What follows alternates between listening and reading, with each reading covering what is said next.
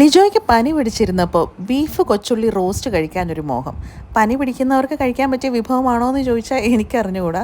എന്നാലും രാവിലെ ബീഫൊക്കെ വാങ്ങിച്ചുകൊണ്ട് വന്നു. ഇതിന് നമുക്ക് കൂടുതലും ആവശ്യമായിട്ടുള്ളത് കൊച്ചുള്ളിയാണ്. വളരെ പെട്ടെന്ന് ഉണ്ടാക്കാൻ പറ്റുന്ന ഒരു ബീഫ് റോസ്റ്റാണിത്.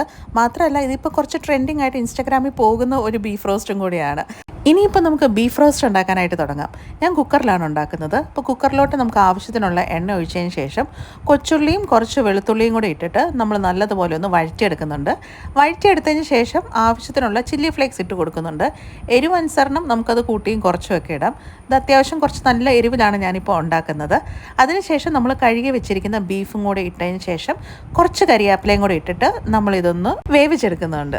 ഈ സമയത്ത് പിള്ളേർ താണ്ടെ പച്ചക്കറി തോട്ടത്തിലോട്ടൊന്ന് ഇറങ്ങിയിട്ടുണ്ട്.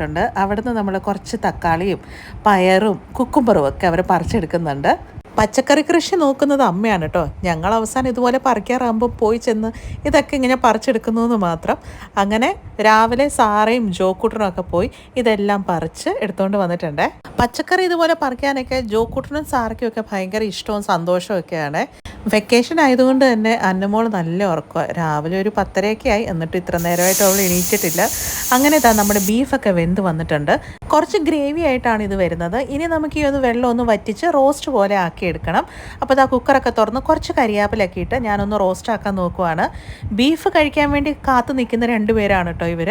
പച്ചക്കറിയൊക്കെ പറിച്ചു കഴിഞ്ഞിട്ട് മടുത്തു എന്ന് പറഞ്ഞ് അടുക്കള വാതിക്കൽ വന്നിരിക്കുന്നതാണ് ബീഫ് കഴിക്കാൻ വേണ്ടി. ഞാനൊരു സെമി ഗ്രേവി പരുവത്തിലാണ് ആക്കിയിരിക്കുന്നത്, ഒരു പരളൻ രീതിയിൽ. അപ്പോൾ നമ്മുടെ ബീഫ് കൊച്ചുള്ളി റോസ്റ്റ് റെഡി ആയിട്ടുണ്ട്.